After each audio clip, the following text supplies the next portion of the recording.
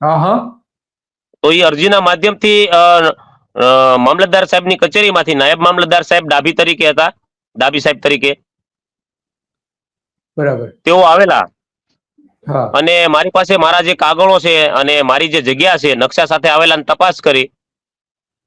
2 દિવસ સુધી એ લોકોએ તપાસ કરી અને નકશા સાથે આવેલા બધા મારા કાગળો છે તે અને જગ્યા જે છે એ ડાભી સાહેબ જે આવેલા હતા નાયબ મામલતદાર તરીકે, એમનું એવું કહેવાનું થયું કે આ જે જગ્યા છે એ ગામતળની છે અને વખતો વખત જે આ ઠરાવ અનુસાર સાહેબ મફત હમ. તેમજ હરાજીમાં પ્લોટ માટેની આ જગ્યા છે અને એમાં તમારો હા. વાડો છે. પણ હવે અ, તમારે જ્યાં સુધી કલેક્ટર કચેરીથી આ મામલતદાર કચેરીથી નોટિસ ન આવે ત્યાં સુધી તમારે સાહેબ હટાવવાનું નથી. તેમના પણ ફોટા છે મારી પાસે, આપ કહો તો હું મોકલી આપું. ડાભી સાહેબ મારા મકાન જે ઊભું છે ત્યાં આવીને જે તપાસ કરે છે, કહો તો હું મોકલી આપું આપને પણ સાહેબ ફોટા. હા હા હા, એ મોકલી આપજો. તો પછી તમને આ મકાન બનાવી આપવાનું એવું એવું કઈ કોઈ ખાતરી ના આપી કે અમે તમને બનાવી આપીશું નહીં સાહેબ, કંપની મારી કંપની તરફથી? કંપનીએ કોઈ ખાતરી ન આપી, પણ પોલીસ બેડામાંથી મેં જે ફરિયાદ મેં જે એફઆઈઆર માટે જે દબાણ કર્યું, તો એના અનુસંધાને મને ખાનગી વાહનો મારફત લઈ જઈ વ્યાસ સાહેબ દ્વારા, વ્યાસ સાહેબ પોતે બગદાણા પોલીસ સ્ટેશનમાં રજા મૂકી દે છે. એના જમાદારો અને વ્યાસ સાહેબ જે છે એ પોતે પણ ખાનગી વાહનોમાં આવે છે. મને મોડી રાત સુધી ખાનગી વાહનોમાં મને મારા બાને લઈ જવામાં આવે છે અને અમને કાગળો ઉપર સાઇન સિક્કા કરાવવામાં આવે છે એગ્રીમેન્ટના નામે, કંપની ઉપર એફઆઈઆર દાખલ કરવાના નામે. નુકસાની જે થઈ છે એના પુખ્તા પુરાવાઓ તમારે સોગંદનામાના માધ્યમથી રજૂ કરવાના છે એના નામે. અમારા પાસેથી અલગ અલગ 2 સોગંદનામાઓ લઈ લેવામાં આવે છે સાહેબ.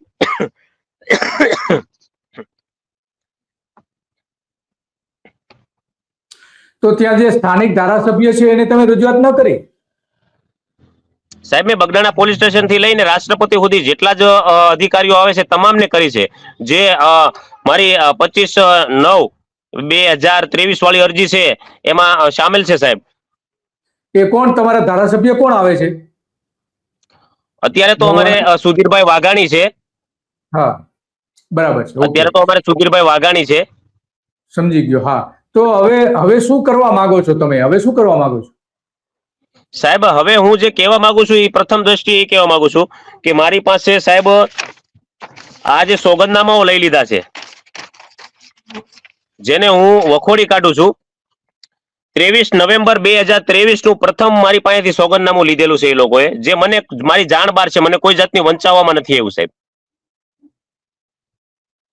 ત્યારબાદ 24 નવેમ્બર 2023 ના બીજું સોગંદનામું કરાવી લેવામાં આવ્યું છે, આગ ધમકી અને ખાનગી વાહનોમાં લઈ જઈને એફઆઈઆર દાખલ કરાવવાના નામે, ફરિયાદ દાખલ કરાવવાના નામે.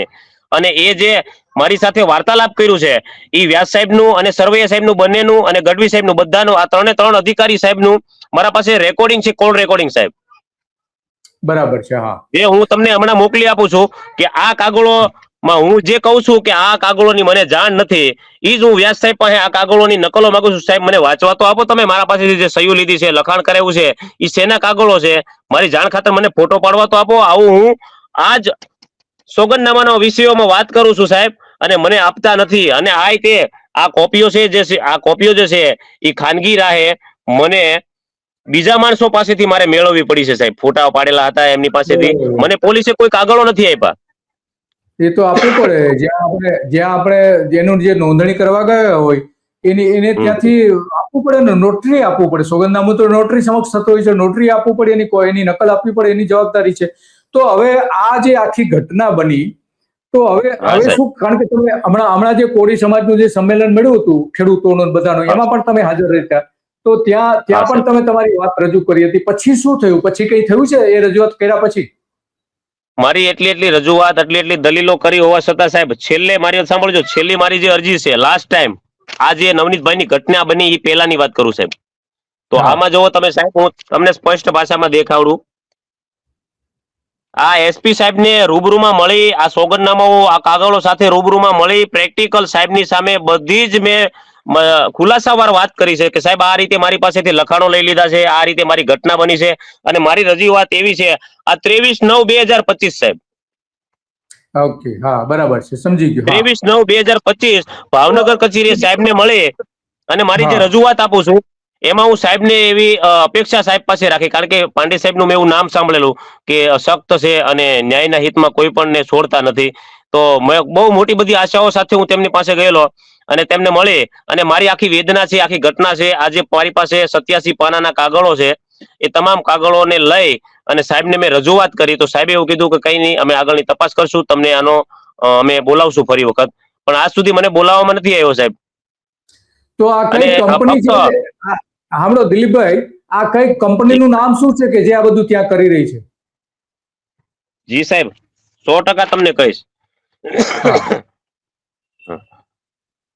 ઓપેરા ડેવલપર્સ નામના ઓથો પર્સનલ સીજીઈ ઓપેરા એનર્જી, સીજીઈ ની પેટા કંપની છે આ ઓપેરા એનર્જી. હા, ઓકે, બરાબર છે. હા, અને એના મેનેજરો આ વિક્રમ ને આ જગદીશ ને એ બધા એના મેનેજરો છે. ઓકે, ઓકે, બરાબર છે. તો હવે આપણે સમયની મર્યાદા છે, બીજું કઈ રહી જાય છે મહત્વનું તમારે કહેવા જેવું લાગતું એવું? બસ મહત્વનું તો એટલું જ મારું કહેવાનું છે કે મારા જે સોગંદનામાના માધ્યમથી મીડિયા મિત્રોની પાસે કે પોલીસ બેડામાં કે કોઈ રાજકીય કક્ષાના અધિકારીઓને કે ઠેઠ બગદાણા પોલીસ સ્ટેશનથી લઈ અને રાષ્ટ્રપતિ સુધી મારી આજે પણ એ જ અરજ છે કે આ જે મારા પાસેથી સોગંદનામાઓ કોઈ વ્યક્તિ રાજી ખુશીથી સાહેબ સોગંદનામાઓ લખાવે તો એને 2 દિવસ સુધી કેમ એના અલગ અલગ કાગળો કરવા પડ્યા છે. અને જે વ્યક્તિનું એફઆઈઆરમાં નામ જ દાખલ નથી થયું એ વ્યક્તિના નામ સોગંદનામામાં પણ એ લોકો નામજોગ બધાયના સમાધાન લખાવે છે. તો એ લોકોને એવી શું જરૂર પડી જેના નામે પોલીસે ફરિયાદ નથી દાખલ કરી, એફઆઈઆર દાખલ નથી કરી, એ વ્યક્તિઓના નામથી એને સોગંદનામા લઈ લીધા છે. એ મારી દ્રષ્ટિએ હું ચોખ્ખું કહું છું અને સાબિત થાય છે કે આ જ ગુનેગારો હતા. તો આ ઓપેરા કંપની તો બહુ મોટી કંપની છે અને મોટાભાગની જે વીજ લાઈનો નાખવામાં જામનગર અને ભાવનગરમાં એમનો બહુ મહત્વનો ફાળો પણ છે. તો તમને કહ્યું પણ હશે ને કે પૈસા લઈ લો, કેટલા પૈસા જોઈએ છે, શું છે આ તે બધું? મને સાહેબ અપહરણ કરીને લઈ જાય છે. ત્યાં તે હિન્દી ભાષી સાહેબ આવે છે જે કોઈ કંપનીનો સક્ષમ અધિકારી છે અને એ મને હિન્દીમાં વાત કરે છે સાહેબ કે આપ ये पैसा उठा लो, इसमें 25 से 30 लाख रुपए है और ये कोरे कागज पे साइन कर दो, ये पूरा झमेला खत्म કરો. તો હું એનો ના પાડું છું. મારું મકાન છે તો એ તમે સાહેબ બનાવી દો અને મારા મકાન ઉપરથી આજીવન નહીં હાલો એવું મને તમે લખાણ આપી દો. મારે બીજું તમારા પાસે કઈ અપેક્ષા નથી. તો એ લોકો આ દાદુ અને આ જયરાજ મારા ઉપર સાહેબ આડેધડ ધોકાઓ વડે મને મારવામાં આવે છે. જ્યાં લઈ ગયા હતા ત્યાં અપહરણ કરીને. તો આ બહુ ગંભીર બાબત છે. તો દિલીપભાઈ, તમે તમારી વેદના વ્યક્ત કરી અને આપણે આશા રાખીએ કે આમાં જલ્દી ભાવનગર પોલીસ પગલા ભરે, કલેક્ટર પગલા ભરે અને જો આ બંને પગલા ન ભરે તો મુખ્ય પ્રધાને આમાં દરમિયાનગીરી કરીને એને પણ પગલા ભરવા જોઈએ, કારણ કે સાહેબ સામાન્ય એક કેસ છે. તો હવે આપણે તમારો ખૂબ ખૂબ આભાર દિલીપભાઈ. ઘણી બધી વિગતો, હવે આપણે સમયની મર્યાદા છે, આપણી પાસે હવે સમય નથી, તો તમારો ખૂબ ખૂબ આભાર દિલીપભાઈ. જી સાહેબ. તો આ મૂળ વાત હતી કે ખરેખર એક સામાન્ય નાગરિક જે છે પોતું એક કાચું મકાન બનાવીને જ્યાં રહે છે ત્યાં પવનચક્કીના પાંખિયાઓ જઈ શકે એમ નહીં હોવાથી એનું ઘર તોડી પાડવામાં આવે છે. એને એવું કહેવામાં આવે તમારું મકાન ગેરકાયદેસર છે અને એને વળતર આપવાની તો વાત બાજુ રહી અને પોલીસ માર પકડી જાય છે, પોલીસ માર મારે છે, અપહરણ કરી જાય છે અને ખોટા સોગંદનામા કરી લે છે એવું એમનું કેવું છે. તો આ એક બહુ ગંભીર ગુનો છે અને માયાભાઈ આહિરના પુત્રોનું આમાં નામ આવે છે.